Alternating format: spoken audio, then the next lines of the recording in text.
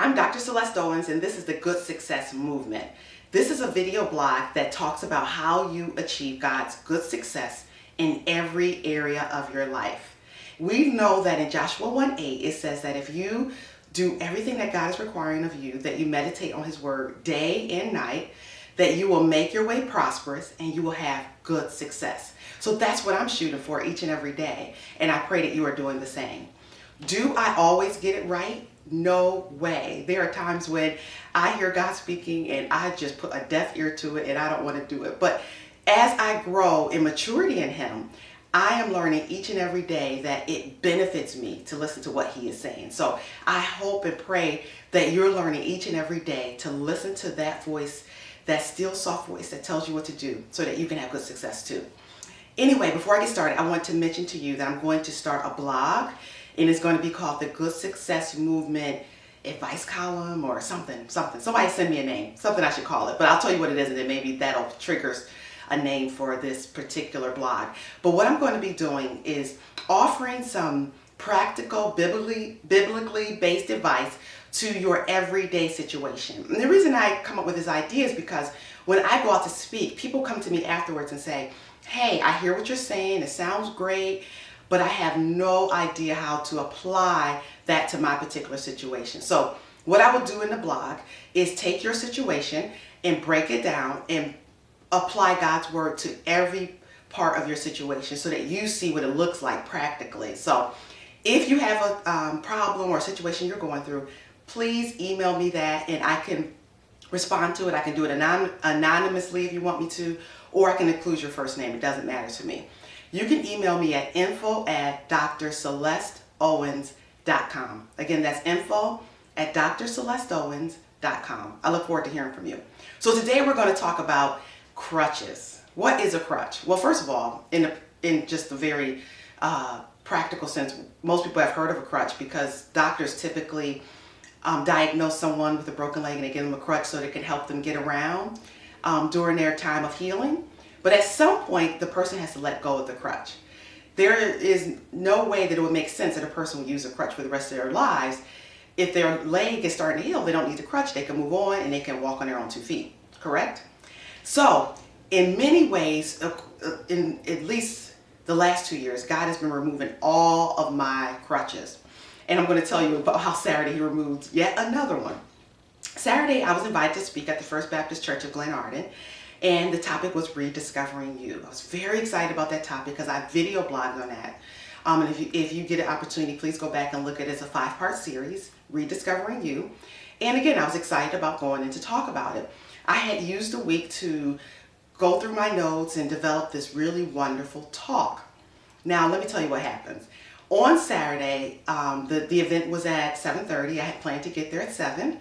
At 6:30, I realized I had not printed out my notes. So that's very unusual for me because anybody who knows me knows I'm pretty structured and I like everything to be in place and all that good stuff. So at 6:30, when I had not printed my notes, I ran to my computer and I go into the notes to print them, and just a very still small voice says to me, don't take your notes. Now, when I hear don't take your notes, that just sounded crazy to me, and I decided to ignore it. And I printed my notes anyway. And what I did, because I thought, see, often we think if we do half of what God is asking us to do, it's good enough. So after I printed the notes the way I want to say them, or the way I wanted to say them that night, I went ahead and deleted the notes and only left the scriptures, because we know good success is about following the scriptures. So I just left the scriptures and I looked at them and I said, oh God, I see what you wanted me to do. You wanted me to acknowledge your word so that I wouldn't be too dependent on my notes when I get there. I was like, oh, I got it. I'm not going to be too dependent. Thank you. I zoomed downstairs. I'm ready to go. I put my stuff in the car. My son says, all of a sudden, oh, I have a tummy ache. Oh, Mom, I feel so sick. I'm like, you know what? You better get it together. I'm going to be late. I need to leave here in the next few minutes. Get it together. Get in that car. And so I push him off to the car, and I put his sister in, and my husband's coming out. All of a sudden, when I get in the car, AJ says again, oh, I don't feel good. And he commences to vomiting all over the place. Not like a little bit, like a lot, all over the place. On his sister, on his clothes, on the car seat, all that good stuff. So of course I'm taking a deep breath and I'm going to be patient and we're still going to get there on time. And I get out and I get towels and my husband starts to clean up. And when I walk by my computer again, as I'm going back to get more towels, I hear that voice again says, "You're not supposed to take your notes." I'm like, oh man, I realized what just happened. I just got a second chance to do it right. I'm like, oh brother. So I go and I delete everything except for the scriptures. And I print that out.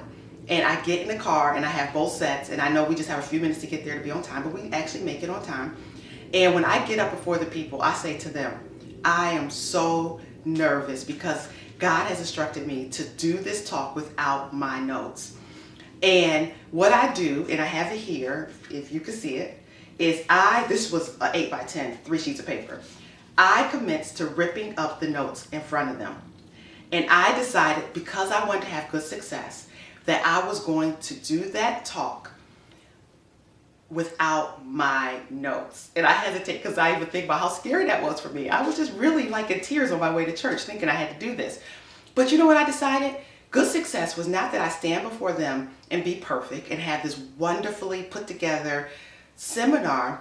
It was that I said just what God wanted to say, because each and every person that was there needed a specific word from God. They didn't need a word from me. So I started to talk, and I talked for about an hour, which was amazing to me.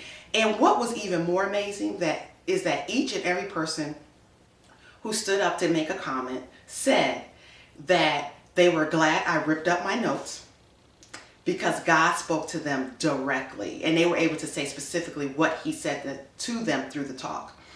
I found that so amazing. I was just ecstatic and just on cloud 9 because I had been obedient. And I realized that God calls us to a new season oftentimes because we get too dependent on our crutches. This is a crutch for me. To be organized, to have all my notes together, that was a crutch. You too are probably in transition or going into a new season. If that is the case for you, listen to God. Get really still, because he's going to require you to do some things that are going to feel uncomfortable. Think about how uncomfortable it is when someone has broken their leg or sprained their ankle and they have to put the crutch down and actually walk independent of the crutch. It's uncomfortable. There's some discomfort, maybe even a little bit of pain. But as they get used to it, they realize, I actually don't need the crutch at all. I'm realizing the same thing. I don't need the crutch. Will there be times that I will go into a seminar and have my notes? I can't even answer that question. I don't know. But if I have to go the rest of my life without notes and just go in and say what God says for me to say, that's good enough for me. Because you know why? That is good success. Okay, so I wish you the same exact thing. Think about this week. This is your assignment. This week, today, I want you to think about the way in which God is calling you into a new season and the things that he has instructed you to leave behind. When he had come to Abraham in the book of Genesis, he told Abraham, leave your father, your mother, and everything you know and go to a land I will show you. He didn't even tell me where it was, where I will show you. So I want you to do the same thing and say, God, I trust you no matter where you're taking me. I am going to go to that land where you are going to show me, and I'm going to trust you every step of the way. I tell you, if you do that, you will have God's good success in your life. I pray God's blessings over you. I pray that you make good, wise decisions, and that again, you prosper in every area of your life and find good success. Take care. Bye-bye.